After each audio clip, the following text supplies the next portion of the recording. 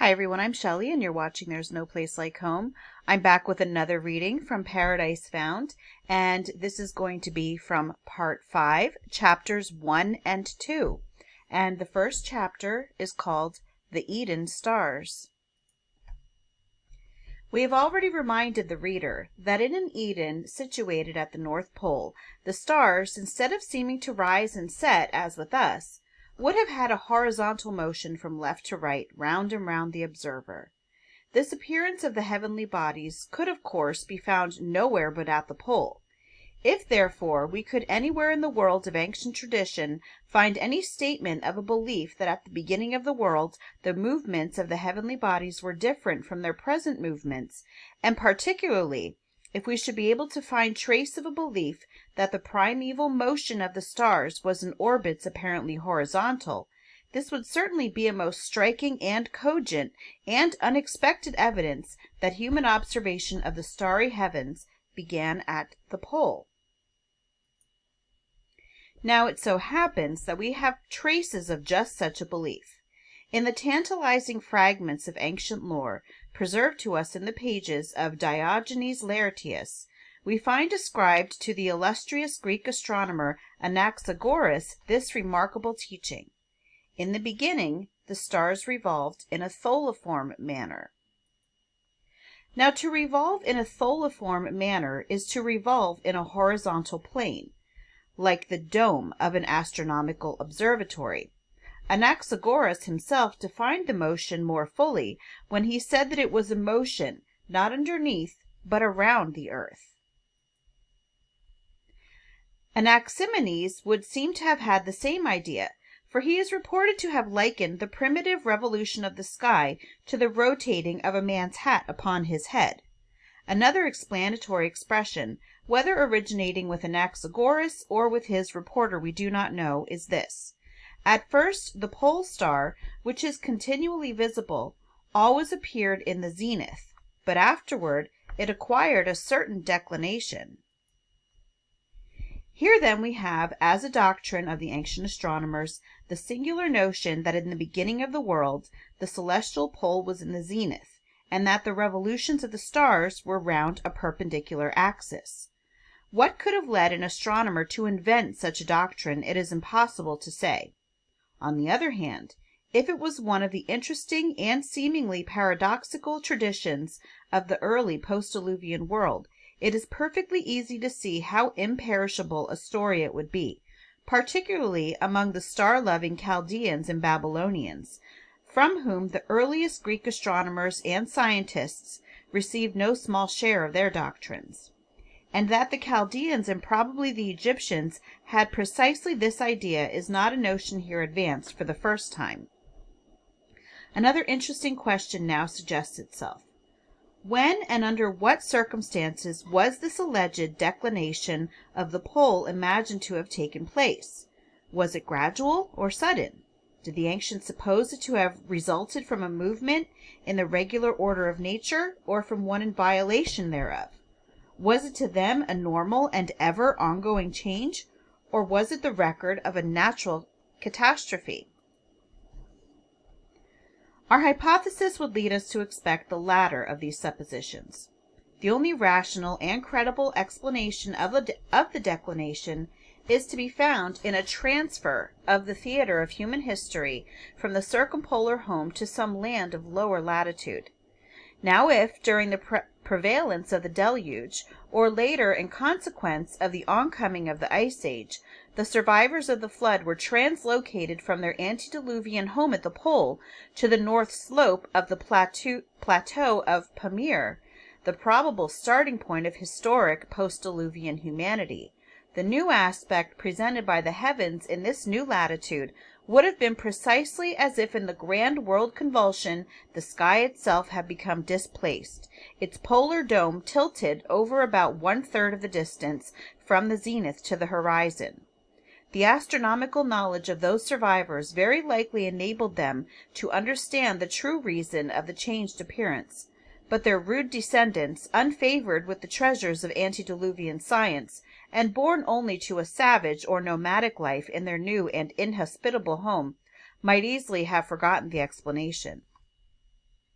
In time, such children's children might easily have come to embody the strange story handed down from their fathers in strange myths, in which nothing of the original facts remained, beyond an obscure account of some mysterious displacement of the sky, supposed to have occurred in a far-off age, in connection with some appalling natural cataclysm or world disaster. Now, it is difficult to believe it a mere accident that in various ancient authors we find allusion both to an extremely ancient displacement of the sky and to its supposed original state. None of these allusions have ever been explained by writers on the subject.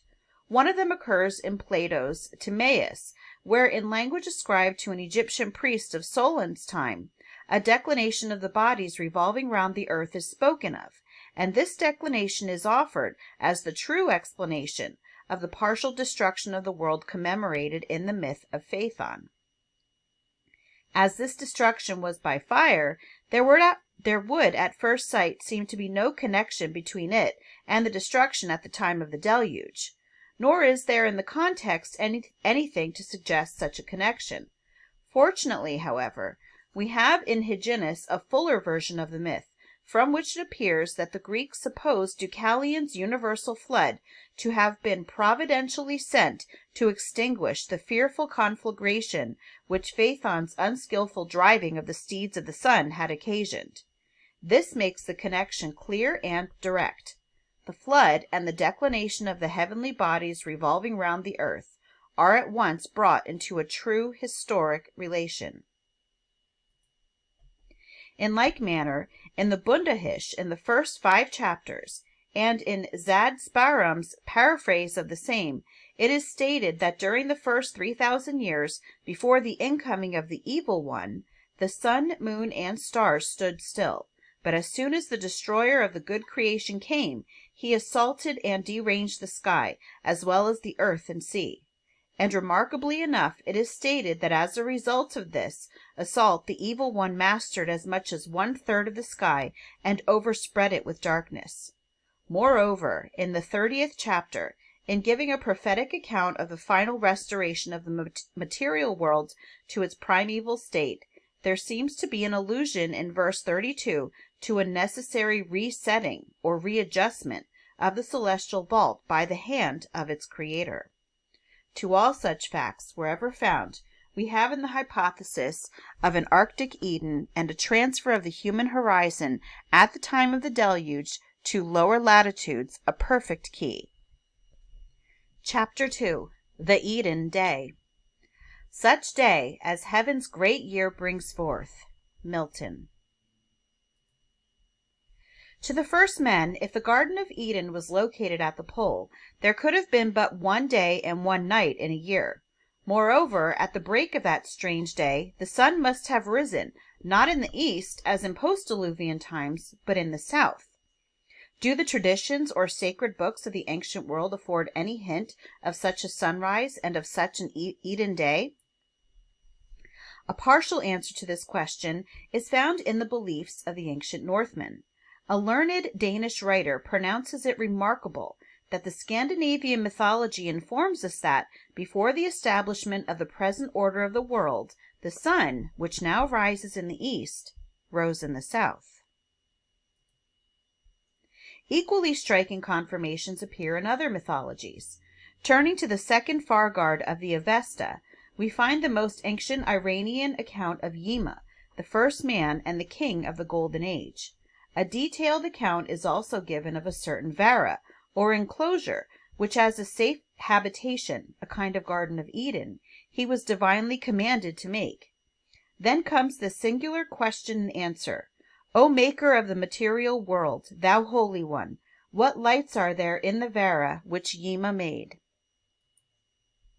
Ahura Mazda answered, There are uncreated lights and created lights. There the stars, the moon, and the sun are only once a year seen to rise and set, and a year seems only as a day.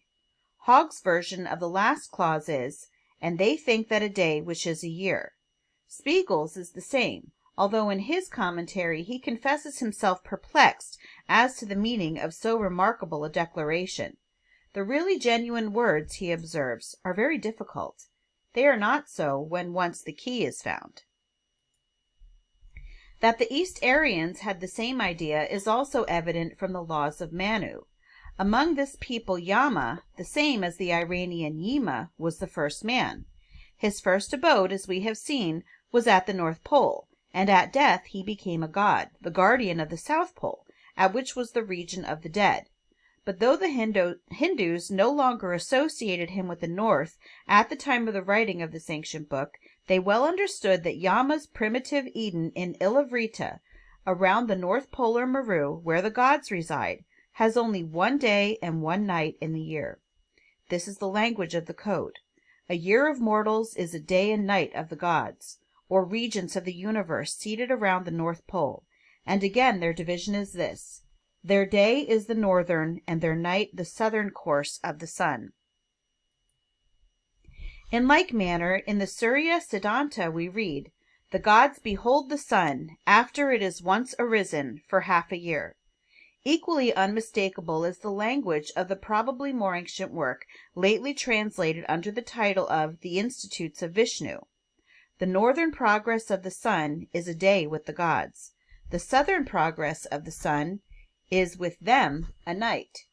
A year is with them a day and a night.